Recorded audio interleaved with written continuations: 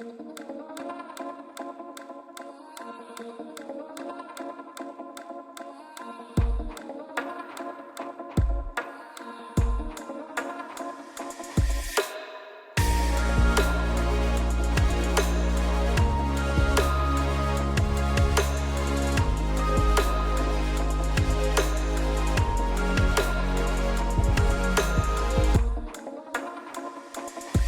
welcome back to our discussion series. We are continuing down this path. We're talking about traveling light, where we're trying to unpack some of the stuff that we are carrying through life with us. Because honestly, letting go of physical weight and baggage, that's overrated, right? But letting go of some emotional weight and mental weight, now that's where it's at. We're trying to travel light through life. This session, we're going to be talking about people pleasing. Okay, so I have gathered up the biggest bunch of people pleasers that I know, and I've asked them to join me today. No, I'm just joking.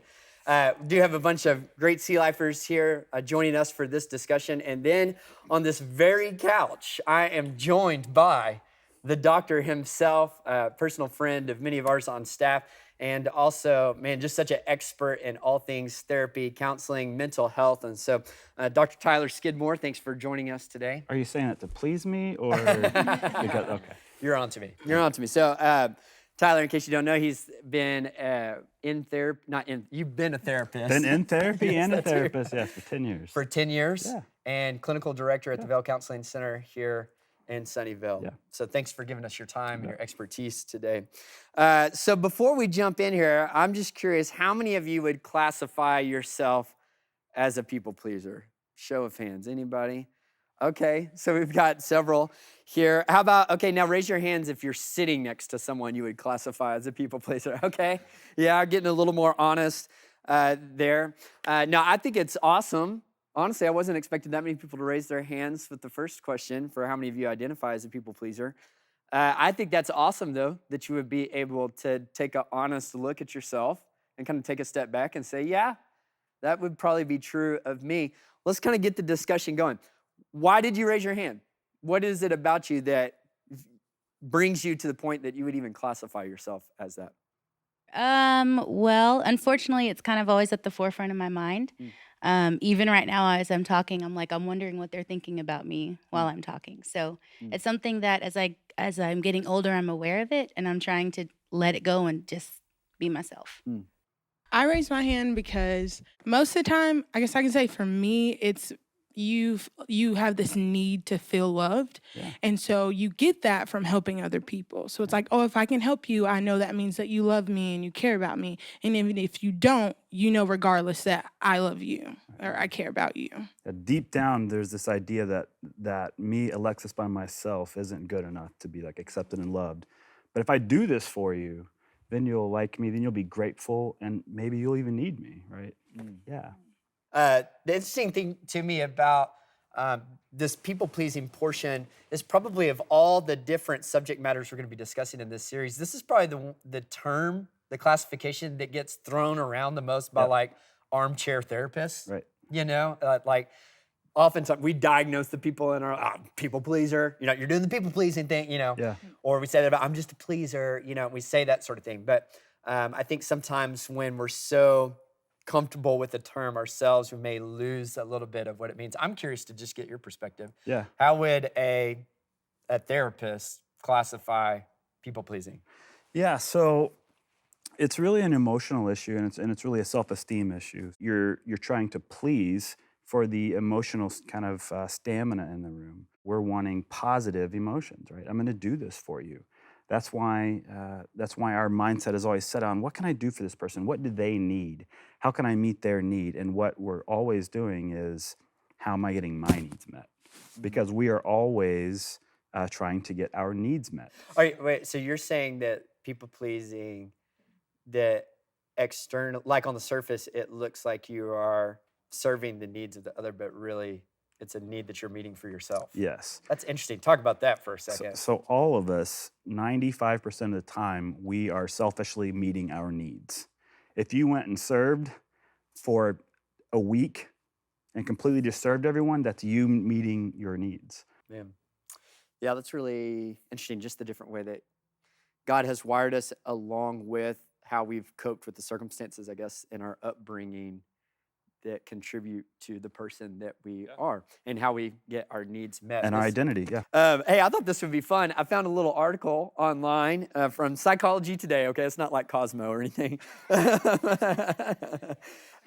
Psychology Today, reputable website, right, Tyler? Yeah. Okay, see? That didn't sound convincing. It said 10 signs you're a people pleaser. Feel free to score along at home. Number 1, you pretend to agree with everyone. Is that what you're saying? Maybe a little bit? Okay. Number 2, you feel responsible for how other people feel. Number 3, you apologize often.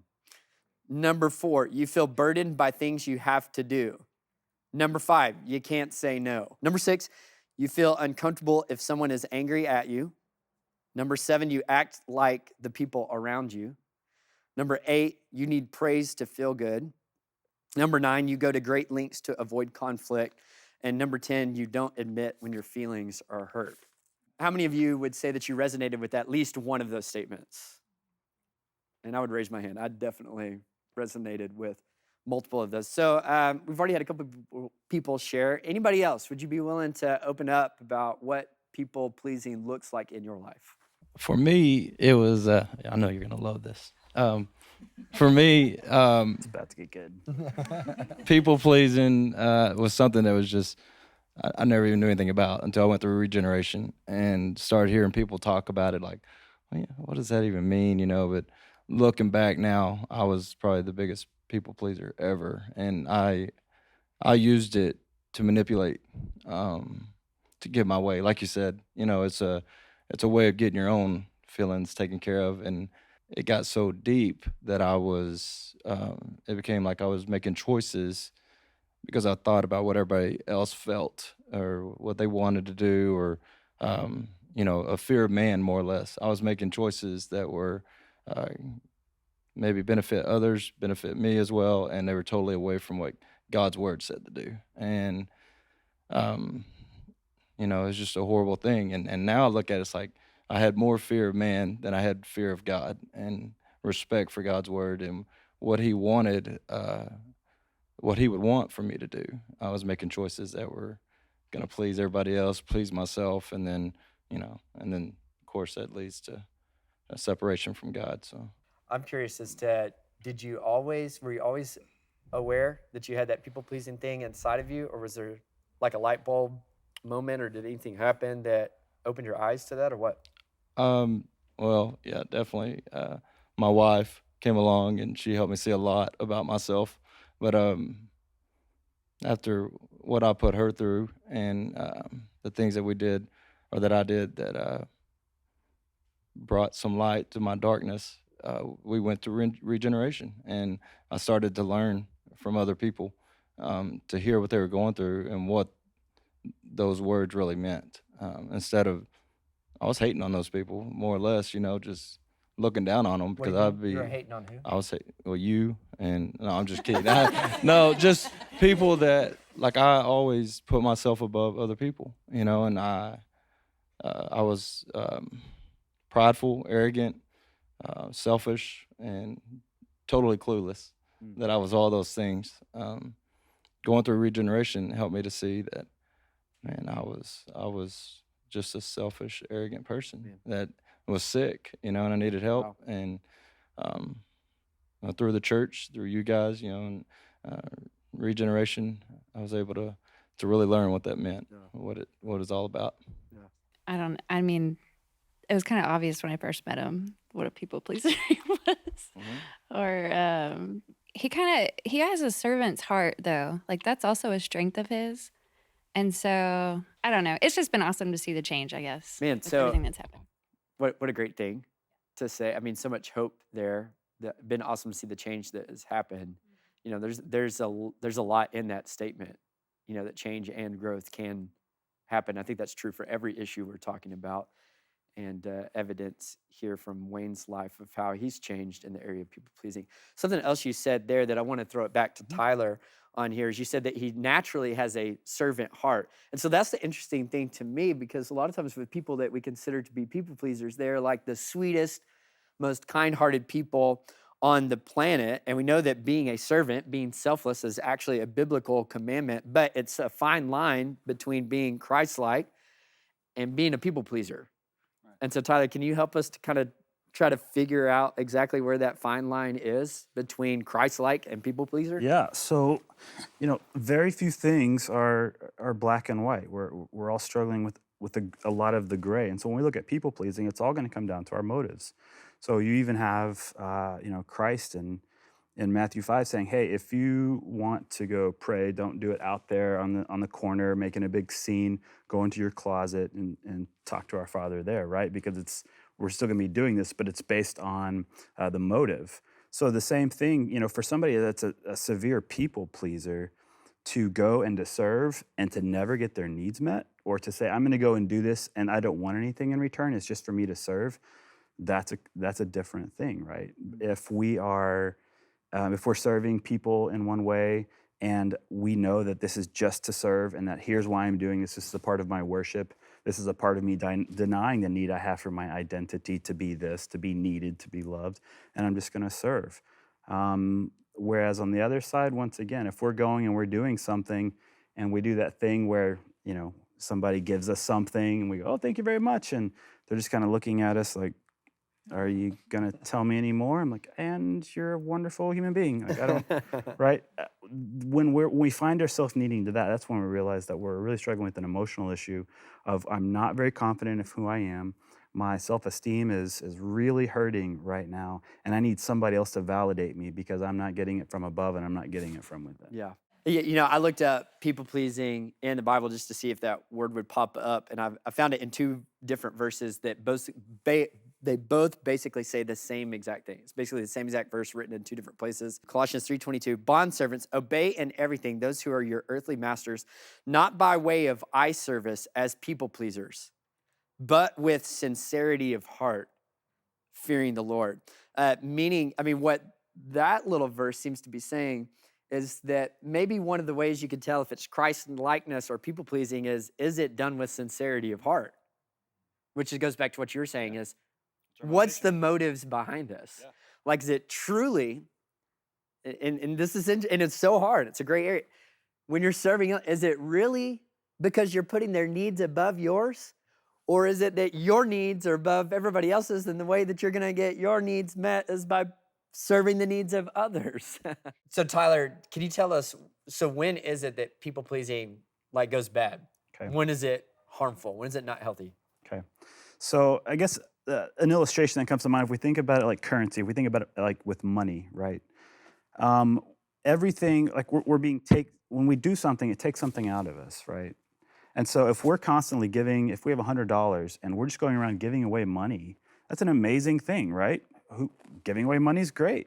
But at the end of the day, we have no money, and then we are then homeless, and then we can't take care of anything, then we're in a really bad shape. And so when it becomes unhealthy is when it's doing something to us physiologically, if it's creating more stress. Nobody ever says, I'm a people pleaser. I please people, right? It's because it's taking a toll on their life, right? It's causing a lot of stress. They're doing things, they're getting no emotional needs met in return. And so when they're doing something and it's taking a toll on them to where they're not able to take care of themselves emotionally, if it goes, I work with a lot of people that are going into their 30s and 40s, and their body feels like they're in their 60s, where they don't have the energy, where they don't have the things that they need to kind of keep moving. And so kind of behind all of that is it does go back to the motive, and are we taking care of ourselves, right? Are we taking care of our needs? If we don't eat all day because we're out feeding the homeless, eventually we're going to start to decay. And so kind of on a deeper level, that's when somebody would need to kind of look at our resources saying, what is this doing to me? I love to serve. Serving is good. But what is this doing to me, right? Am I being drained more than I'm receiving things? How about for any of the people, anybody who would say, yeah, this is something I struggle with, people pleasing, are there any cues to when it's kind of going off the rails? Like whenever this is getting bad. Any cues for you? I know for me, I know that I'm getting off track when I'm starting to be more preoccupied with pleasing them than being true to myself. That's the Yeah. big, if I'm morphing into what I think that they want to hear or see presented, then that's when I know I'm off track. Yeah, totally. Somebody else. When your spouse is tired and wants you to say no, you should say no. Yeah. You're saying because I do too your much. people pleasing Yeah, takes a toll on Nate. I'm way more, let's go, let's do, and can we just stay home is what he'll say, you know? Yeah. So sometimes, you just have to let him, Yeah. you know, You're saying you're writing checks. let your Nate spouse, writes yeah. cash. It needs to be, you need to, your spouse can help you keep it in check. Anybody willing to say, how has people pleasing negatively affected your relationships or your own like psyche? I have a tendency to overthink just how people receive the things that I do or just the way that I show love. And then I think about that time could be spent doing so many other things and could be concerned about other things. And at the end of the day, like we said, like it only matters how God sees me. And I have to constantly remind myself what he has already told me I am. And so no matter how things play out, like he's already set me aside. He's already told me who I am. So nothing else should matter. Even like it's a constant battle in my mind, Yeah. you know, what the things are coming at me, but it's what he says that is matters overall. Tyler, real quickly, we got to end. Is rehabilitation possible for a people pleaser? Absolutely. Yeah. Yeah, understanding their own value, practicing the hardest thing in the world, which is boundaries, understanding like what I actually want to do, like where can I give and still kind of take care of myself, right? What does that look like for me?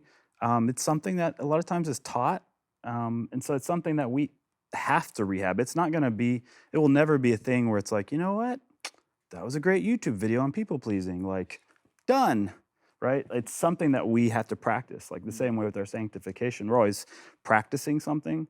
For people pleasers, it's something that it's not something they're going to get. It's going to something that they're going to practice and that they're going to keep working on. Yeah, that's good. That gives us hope. Yeah. I want to end with just one final little thought from the Bible. So in Matthew chapter 5, Jesus tells a parable. And the idea of this parable is that we're all going to die and go and face judgment at the end of our lives.